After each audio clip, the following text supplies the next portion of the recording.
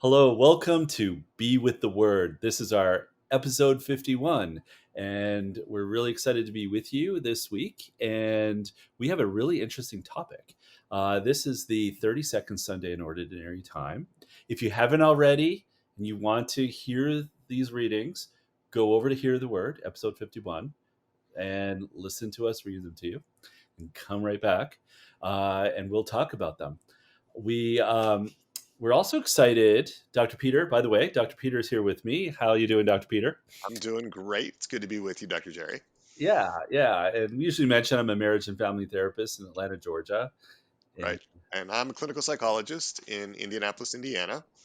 And right, that's what we really do. I mean, you got to remember, Souls and Hearts, this is like our side gig. Like we're like full-time clinicians. So, this is just something we do on the side. We're not media psychologists or media mental health professionals. Like we're actually in the trenches working with a lot of trauma and just a lot of stuff that just comes in when we work with regular clients. So yeah, and we've been enjoying doing this program for almost a year now. almost a Uh, year. It's hard to believe. yeah, and I've loved it because it's really gotten me into the liturgical year. It's really immersed me in the readings. It's forced me to do some research sometimes, but Yeah. also really to make the application between the Word of God and what is effective and useful and helpful psychology. Right. How do Right. they come together? How do they come together? Yeah. Yep, exactly. And that's what I've loved about it too. It's really brought me deeper into a study of the Word of God. I've had the benefit of being able to buy like dozens of books on this stuff, which I love to do, and that I can use now. And so it's really been great for me that way too. So it's been Yeah. a blessing. And we want to let you know that we're going to talk a little bit at the end of the show about the next liturgical year, because starting this coming Advent is going to be, what is it, cycle B, or year B? Cycle B. Yep. Yeah. So it'll be different readings and so on. And we're actually going to make some changes to be with the Word and hear the Word. So if you want to hear about those changes that are coming up, please be sure to listen all the way through, and we'll talk about them then. All right. Well, let's get into it. Dr. Peter, this Right. was Let's get your into it. topic today. Yeah. Yeah. So how So some things can't wait until the last minute. So I'm reading through the readings today, and of course the gospel is the gospel about the five wise virgins and the five foolish virgins, right? And so I'm like, wow, I just for some reason really homed in on wise and foolish, right? And then the first reading was all about wisdom, right? So that's really kind of the set that I was coming into it with. And so Mhm. I wanted to think about like how am I being foolish? And in what ways am I not ready? That whole idea of readiness. So that was the big thing that came to me. Yeah, it's funny. In that first reading from the Book of Wisdom, which is cool Right. because it's deuterocanonical, I believe. So if you're Yep. not a Catholic listening, you might not even be familiar with that book. But it's a beautiful book, and I actually am wondering, what is wisdom? What Because is wisdom? sometimes people don't know. Like, to me, there's intelligence, which means you Right. know things, but then there's wisdom, which is different. Any Yeah. thoughts on that? Yeah, I actually had, as I was making notes, right? This is not intelligence, right? Because we all granted different levels of intelligence. But what this passage says is that whoever seeks her is going to find her. She is found by those who seek her, and she hastens to make herself known in anticipation of the desire. So this isn't something that you acquire over time, or that's sort of an innate. It's not your IQ. It's something entirely different. This is something. Wisdom is alive. In other words, she's got her own volition. She's seeking us out. So it's very different than what we would think of as intelligence. Yeah, I mean, I feel like it's personified here, and my Right. immediate thought was, honestly, is this talking about the Holy Spirit? Because I know that the Holy Spirit has sometimes been described in these terms, Right. and we have even the most famous, Byzantine church of all time was the Holy Wisdom, Hagia Sophia, and this idea of holy wisdom. Right. So to me, is it like, well, it's not an actual person unless we're referring to an element or an aspect of the Holy Spirit, right? Right. Right. I mean, some of the commentators on this will talk about the wisdom as the personification of the Spirit of the Lord, the Hmm. Spirit of the Lord. Okay. Okay. Um, and there has been an identification at times with the wisdom, especially in this, in being referred to as a woman in the as a female, right, as being with our lady. Um, but yeah, my sense of it again is that this is the personification of the Spirit of the Lord. Hmm. That I makes like that. sense. I like That, that. that makes sense to Now, me.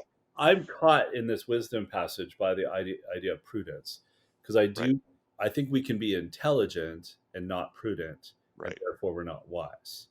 right, So, right, to me, I'm wondering whether it's using intelligence in a way, or part of intelligence, with the virtue of prudence in order to do kind of the right thing, or do right. what makes sense.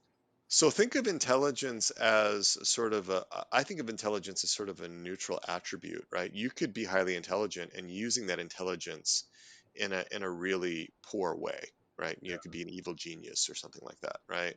A villain. But if you really possess wisdom, I mean that's going to influence you in a different way than merely possessing intelligence, Yeah. and that does go to the other virtues, prudence, for example, as you mentioned. So Yeah. think about it that way, right? Because again, it's about a relationship, right? I mean, one of the striking things about this way of representing wisdom is that it's not an abstract concept, but it's a relational reality, right? Mm. And that's not going she's not going to stay with you if you're busy doing evil, whereas your intelligence will stay with you as you do evil. Mm. Yeah, And because I think about prudence and wisdom in terms of relationships, in terms of knowing when sometimes it's not a good idea to say something on a right, basic level. Like if you're in a relationship with somebody, you might know the right answer, but it may not be prudent to say the right answer. exactly, Okay. exactly. Okay. So Yeah. really, it's about having the grander design in mind, and really caring for the relationships too. That's right. I would think of it as being, again, especially in the way that it's presented, as being more godlike in the way that you relate with other people, right? And that's gonna inform everything from, yeah, being in the mode of the receiver, right? Because we've all heard it in apologetics, right? There's no good in winning the argument if you lose the arguer, right? For example, Oh yeah. and so, I see that all the time, like on Facebook and places, and somebody comes up with some notion or some suggestion. Maybe it's a political or right, something, and people come in with like gangbusters on them. And part of me is going, you know what? You might be right. I might even agree with you intellectually. You have a really good point there, but you just damaged your point by right, the way you came across. right, And that's, right. to me, that's a lack of wisdom, and maybe Well, even pride coming in. and if we think about this as the Spirit of the Lord, right? I mean, how beautiful that she hastens to make herself known, right? Whoever watches for her at dawn shall not be disappointed, for he shall find her sitting by his gate. In other words, the Spirit of the Lord waiting for us, Mm, right? Almost like you might almost think of it as like how a servant might wait, right, at the gate, waiting for us. That's how much we're being honored here, in mm, spite of our fallen natures, right? In spite of our sinfulness, in spite of all the mistakes we make, in spite of our unworthiness of the perfection of God, mhm. wisdom seeks us out. Yeah. And that's really different than the way that the Greeks conceptualized philosophy, because the Greeks felt like you had to go out and find it, like you had to earn it, right? You had to go out after wisdom. And what this is saying, in contrast to the Greeks, is that no, wisdom comes to us if we're Mm. open and receptive, Oh, you know? interesting. Yeah, it's a receptivity, isn't it? That's interesting. Yeah, You have to be receptive, and we have a way of grasping, which is pride, and right, want to know and right, enforce that, rather than the sort of like a receptive position. And people will actually gravitate toward the wise person. right, They don't. The wise person doesn't need to go around in their face. right, Yeah, exactly. interesting. But Well, and that's also how children can be wise, right? Mhm. Even though we might not think of them as, super intelligent, or super capable or super competent. But if they have that receptivity and they're in touch with, if they've invited God in, even, ones that are, young, really, really young, Yeah. there's a difference there, that then Now, that, now in the gospel, though, the message seems to be around preparedness, right, right. which adds a So, dimension to this, right? right. So I'm thinking, so that led me to believe that these five wise virgins cultivated a relationship with wisdom. In other words, they have been in relationship with wisdom through months, through years, through decades, right? As opposed to the foolish ones who may be very intelligent, very resourceful, very quick on their feet. These are the ones that could cram for an exam, skip the reading for the whole semester, but like hammer it out in the last 2 days, and pass the test. I was sort of thinking about it in terms of those, but some things you can't do that way. Some things can't wait until the last minute. Hmm. And I This didn't passage is read. not meant to be frightening and scary for people with ADD or people who No, are no, no. I interested. mean, God understands exactly where you are with all of those things, and and takes all of that into account, of course. But in the commentaries that I read, I didn't see this anywhere, but I still found it useful for me to think about. And that was like, what if we thought about the virgins all falling asleep as their death? Like just, because obviously sleep is it's got some characteristics of death. In literature, they're often called sisters. um and I was thinking, if we thought about it that way, it would make sense that there wasn't any more time to Mm, build up this formation, yeah, this human formation. yeah. There Yeah, comes a point where you have to be cultivating your relationship with God throughout your life. It can't just be, I mean, we know, I mean, it's interesting because there are passages where the people come in and work at the 11th hour. just the 11th hour, Like, right? we do get that notion. And yet here we're getting a warning, you need to develop. Right. You can't be caught unawares. Right. And there are cases of deathbed conversions, right? But that is not that shouldn't be the default that we go to, right? Because we don't know the day or the hour. And so this whole concept of readiness. Now, if you look at, like, this is a parable, a lot of commentators have talked about how it's also an allegory, and the oil sort of represents good works. Now, this is a little near and dear to my heart because in high school we did the play Everyman, which is a 14th Oh, yeah, century morality play, and right. I got to play the role of good works, right? So I actually got to accompany Everyman as good works beyond death, right? Every other aspect, every other faculty left every man before death. Good works went with him after death. Knowledge parted with him right at death. Good works followed with every man, past death. But I started to think about this as not just good works, but like formation, human formation and spiritual formation. That, this is actually a deliberate effort to form ourselves and to be formed, Mm, to become, to possess virtues, not simply to be nimble in emergency situations so that we can get ourselves out of difficult scrapes. yeah.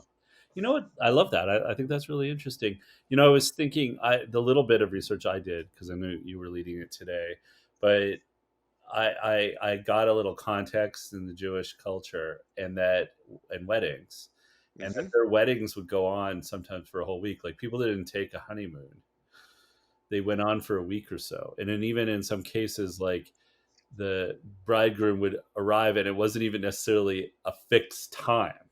Right, right. Because like, the story just sounds so weird. Like, the bridegroom arrives, and there's all these women, like, with these oils. Like, what the heck? But in What's fact, going on? that happened. Like, the Oh bridegroom yeah. would show up, and usually somebody would announce his coming. But if you were asleep, you might miss it, and you would miss out on the festivities, or some extent, or you would look silly. And and I think that is interesting. That the reality here God is pointing to is, this is a feast. It's a feast. Yeah. Exciting. Anybody Huge that's celebration. excited about this feast is definitely not going to show up without oil. Definitely. Well, and so one of the things I was reading about is that, on right before the wedding, a lot of times the wedding arrangements were negotiated between the groom and the bride's father. right? So that included issues around dowries and things like that. So there were, and those negotiations could be protracted. You didn't know how long that was going to take to hash out all the details of the marriage contract. So it could go on into the evening, right? That wasn't particularly unusual. And I was thinking about the imagery here, and what I was reading is that a lot of times we think of a little oil lamp, and it looks a little like Aladdin's lamp. It's got the little handle, the little spout, and the little flame on the end of the spout. But remember, there's a procession in the darkness to the groom's house, and so these torches were probably much bigger. They were probably cloth wrapped with like a fair amount of oil in order to provide enough light, right? These virgins were to light the way for the procession into the groom's house, right? And so when you're doing, and there were no street lights. I mean, this is first century. There were real like safety concerns, like real like you know prudential concerns, so that when the wise virgins set that limit and boundary, we're talking about boundaries, about you just can't have my oil, right? Because there may not be enough for us. All the torches could go out, before we actually get to the destination. They were actually being prudent and refusing to divide the shares equally. Okay. Yeah. So I I thought that just was interesting. assumed, like, my first reaction is, wow, they're not very nice. But then when I was looking at it some more and understanding parables, usually a parable has a point to make. It's not trying to make a Right. point on every little Right. element. Right. It's not a parable about charity, right? Or about helping someone else who's not, Right. it's really about being ready yourself, Right. the need. Right. And I always, the thing I thought too, which was so fascinating, was not only were they, to have to be ready for the last minute, but they actually like asked someone else, like they asked the other virgins, can I have your oil? They're Right. borrowing something. So the way I saw that was, you can't borrow a relationship with God. You can't borrow I love that. character. Yep. You know, that's Yep. something you cultivate or not. Yep. And And so it's and not you a either question of charity, right. part of the wise virgins. It's really a question of they just can't give it to somebody else. Right. If you look at the oil as that human formation, right, it's not a givable thing, right? And so there may be some of us that want to get to heaven on the merits of Aunt Irene's prayers for us, but it actually doesn't quite work that way. Even if Aunt Irene is a real bona fide saint, we've got to engage in this.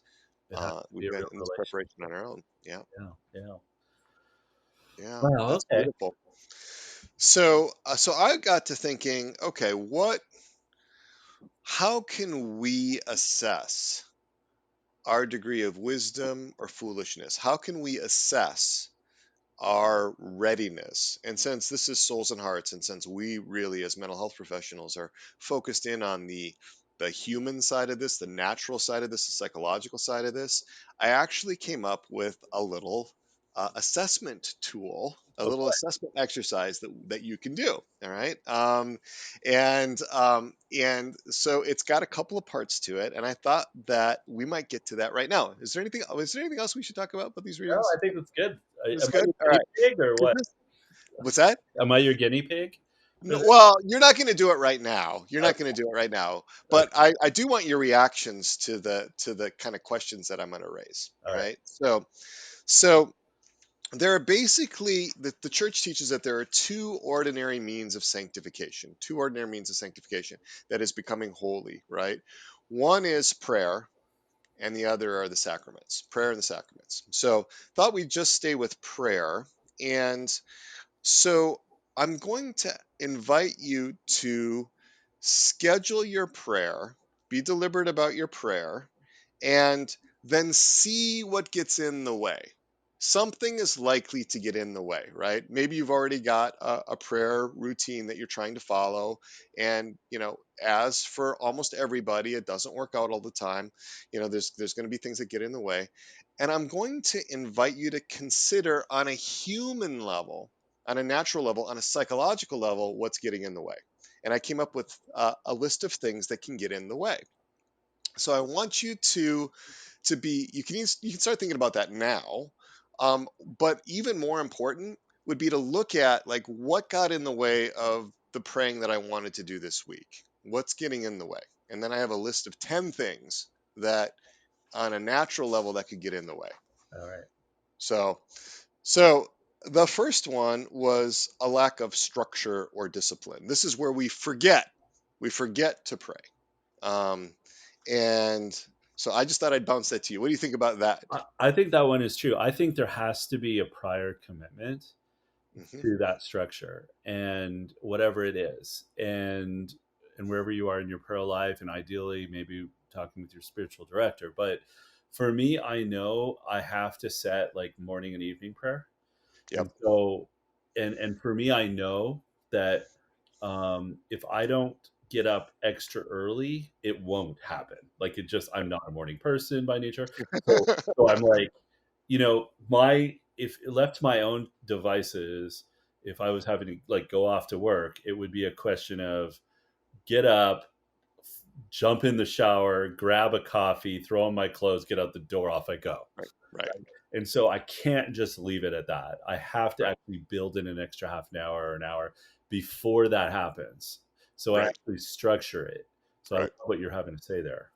Yeah, that's exactly the type of thing I'm coming up with. And there have been some things that have come out. For example, the Hallow app just came out in the last 2 years, right? They have been like enormously successful because I think they can actually help you with that structure, right? Where you deliberately set aside the time. And people do that for things that are important to them. You get a little People do that. notification on Hello too, like time to pray. Right. Is also You can get helpful. alerted. Yep. And Yeah. they've got all kinds of aids to help with the structuring of it so that you're not just kind of left to your own devices and feeling at sea with it.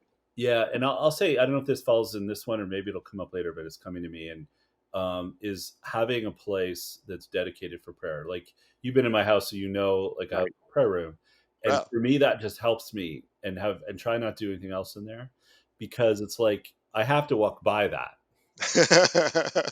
God's like, come on, don't go to bed just yet, and like I can't ignore it, but I also it's a nice place to go. It actually is inviting, It and is. It is. I've prayed in your prayer room. It's a prayer room. It's wonderful for that. It's got candles. It's got icons. It's got all kinds. It's got a little library. It's got very comfortable seats, kneelers. It's a great place. yeah, thanks. It's very well developed. But yeah. So that structure, and that may mean that you write it down in your planner, program it in your phone, whatever it takes to set aside the time. The first thing we need is the time. Yeah. The second thing that I think people really struggle with the prayer life on the human level is, and we're not talking about any vices here. We're talking about natural level issues. Like these are psychological issues, right? The second thing is a lack of accountability. Like because a lot of times people will do the things that they're accountable for to somebody else. They'll get what the boss says to get done, they'll get that done. Or they'll get what they're accountable for some other authority figure. But when just left on their own, especially if there's not a huge desire, or it's not built into a routine yet, it slips. Mhm. So just You know, think your that's thoughts a on hard one. accountability. Like you almost would need another person to help Hmm. hold you accountable. I know for me, in that case, I have like a set thing that I normally do, Hmm. but if for some reason something's interfering, and maybe it's out of my control or it's just my own fault, I have like a default minimum. Right. So so that's like the least I could do is this much prayer. Like and at least I don't skip on that. Right. So And you've got a core. You've got a not my core that you commit to. preference, but Right. yeah, it's like Right. I have to like if I'm like maybe I'm exhausted or maybe I'm not feeling well, I'm sick or whatever, and my evening prayer ends up being I'm just going to go in there and pray my basic prayers and sing one song and go. Right. That's not what I want to do every night, but that's my minimum. So I don't know who that's accountable to. I feel like that's Well, accountable to me and God, but right, right. So that's the thing. Like then that's the point is if you need additional accountability, then you can find somebody else that you just check in with about it. Yeah. and that might be on a weekly level or on a daily level. Like, for example, I'm in a men's group, and we check in with each other every day about how we've been doing with our prayer life. Oh I mean, wow. That's good. that flowed out of some Exodus 9. That's my old Exodus 90 group. We've stayed together. Some of us have, and we check in with each other and say, yeah. So one of the things is, if I don't want to pray in the evening, sometimes knowing that I would write that into my email to the guys at night was like, all right, I'm going to say my prayers. And the motivation isn't, the highest motivation. It's not motivated purely by the love of God. Some of it may be like, I just don't want to tell the guys I didn't do my evening meditation. So I'm going to do it. Right. So, yeah. Because I Just think sometimes we have the idea that every time we pray must be some major sanctuary, saying. like static event, right? And I Right. think in reality, sometimes like the first element is just discipline. Like even we're just going to do our basics, and sometimes God uses that and surprises us, and sometimes it Yeah. just keeps us in a pattern.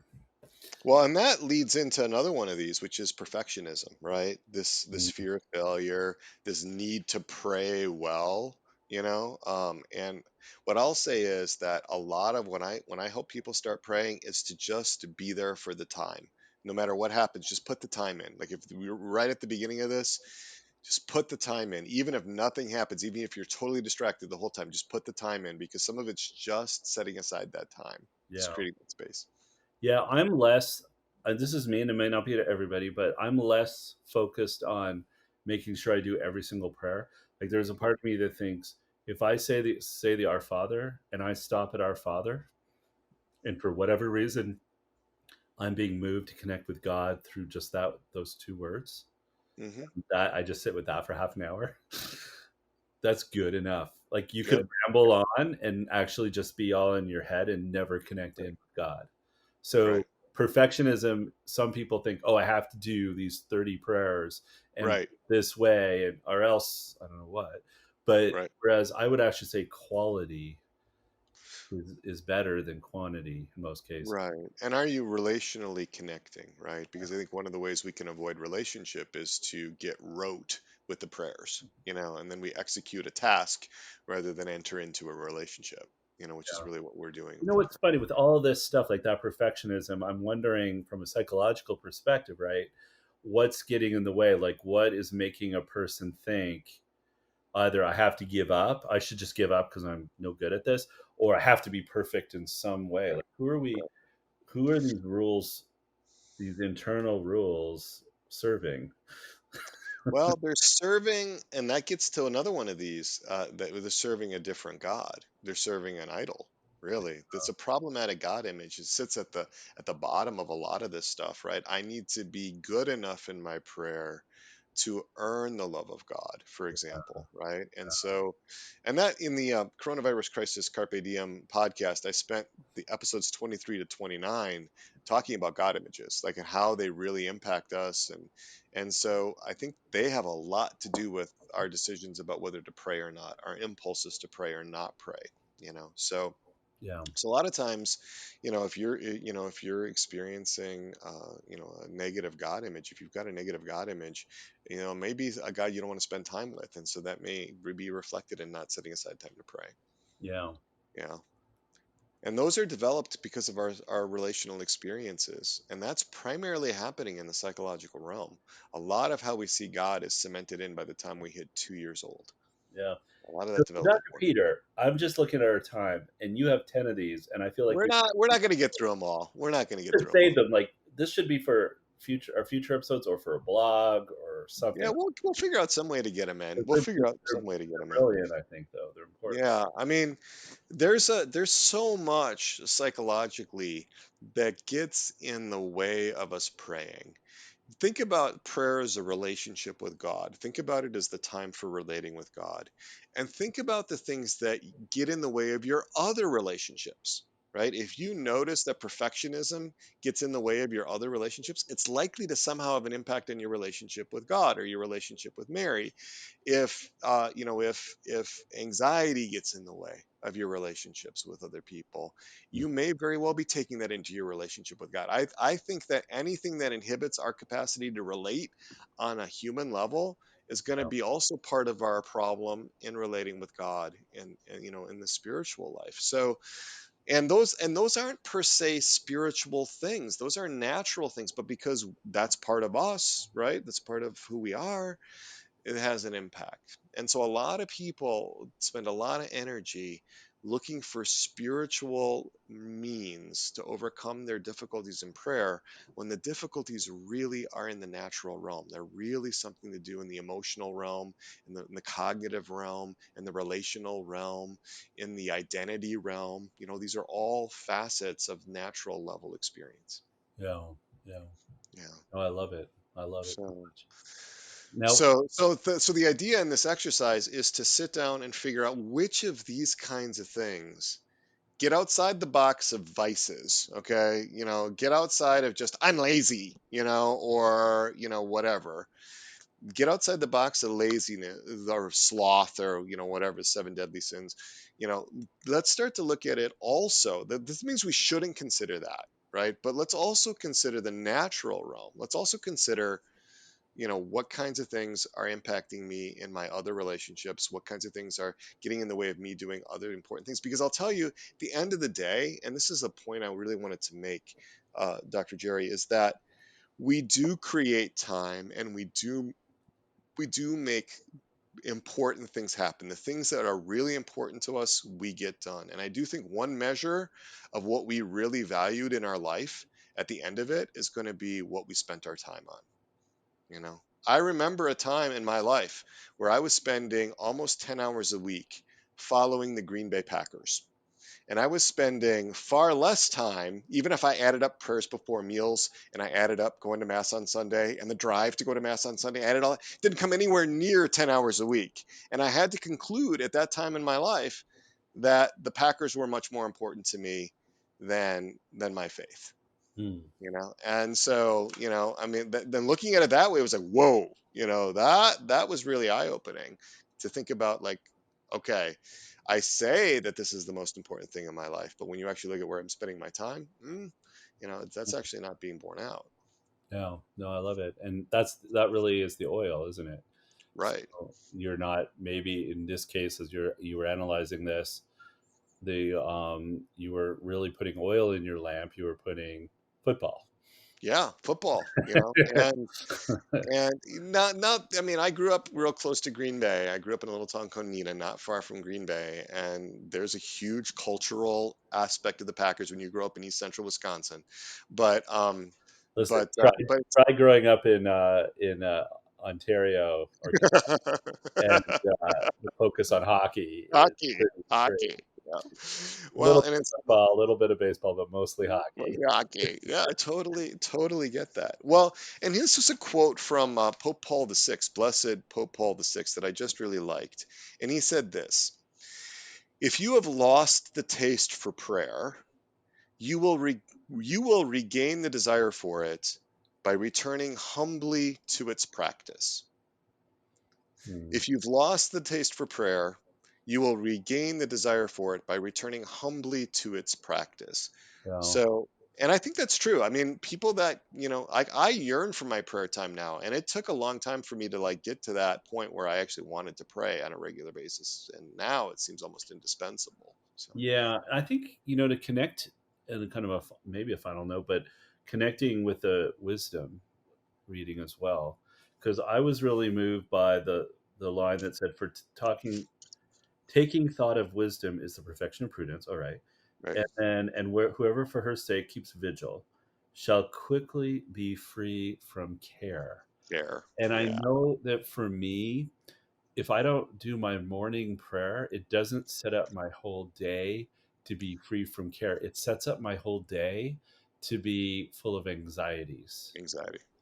Yeah. So prayer psychologically has an impact on anxiety, in my opinion. Yeah.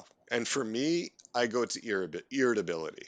I Hmm. go to irritability. That's my go-to sort of problematic state, and that's also driven by cares, right? It's also driven by cares. It's Yeah, yeah, yeah. so so, and other people may go to depression, or they may go to another experience, right? No. So Yeah. so yeah, Yeah, being free from care in a sense means being unburdened of whatever it is that is pressing down on us. So powerful stuff. Well, I think this is something we can. I want to hear the rest of your 10 at some point, but we'll get to Yeah, that. we'll Uh, get to that. we did say we were going to talk briefly a little bit Yes. about changing the format. So Now this this is is, a big and I want to let our listeners know that this is Dr. Gerry's, like his the fruit of his meditation, his vision, and I just love it. So I let's hear it, Dr. Jerry. I'm really interested in it. Okay. Well, it's been a fascinating year for Souls and Hearts. Right. And this podcast we started last Advent. And so we're coming up on next Advent, so cycle B.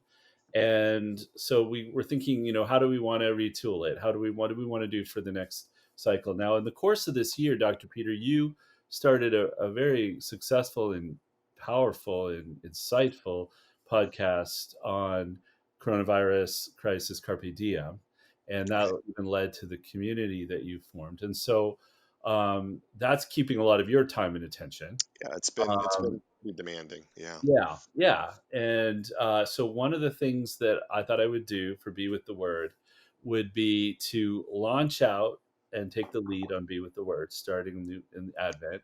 So it would be, well, kind of solo, but you're still invited to come back in Right. periodically. But I'm also wanting to bring in other guests. And I Right. was thinking the focus for year B would be on marriage and family, and really how to be a better father, to be a better mother, to be get along better with your own parents, how to how parenting, how to like really see how do the readings in cycle B speak to this.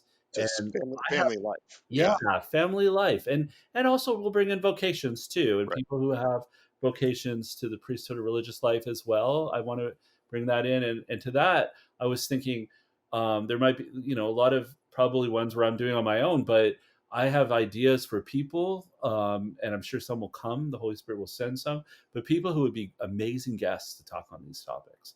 Yeah. So I want to bring in people who are experts in some of these, but also some regular couples, some regular fathers and mothers to talk about their experiences, and for that to be really a practical focus, that things you might get maybe from a psychoeducation from a marriage and family therapist that you get right here.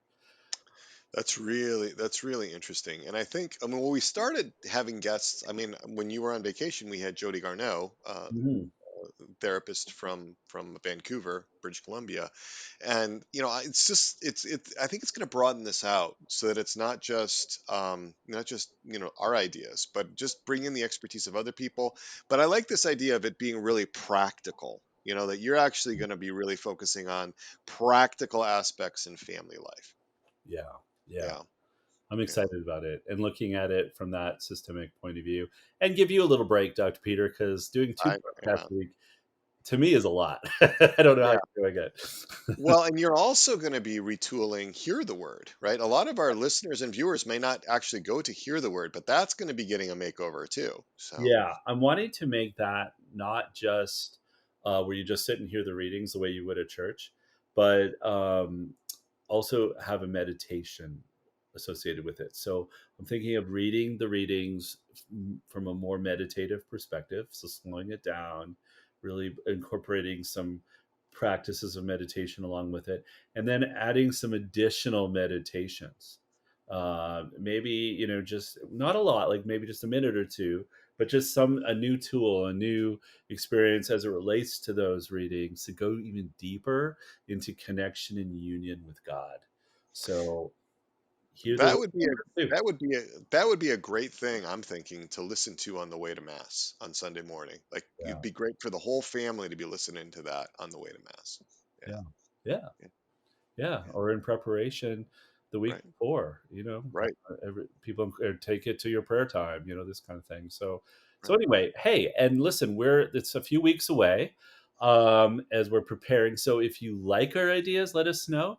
If you don't like our All right. ideas, don't say anything. No, just kidding. No, let us know. Let us know that too. If you have additional ideas or anything else that you would like to see, then or hear about, or topics that we haven't done, and you're like, why haven't they done that? Hey, let us know. Oh, we'd love to hear that. Yeah, there's a form at soulsandhearts.com where you can contact us and you can send us an email, and we read those. We Yeah, actually read those. So it doesn't just go into a dead email box or something like that. We're responsive to those. So, yeah, exactly. Exactly. All right. Well, Dr. Peter, so good to see you this week. see And you. I hope you and all our listeners have a great coming new week. And until next time, be still, Believe, be be loved. loved. Take good care.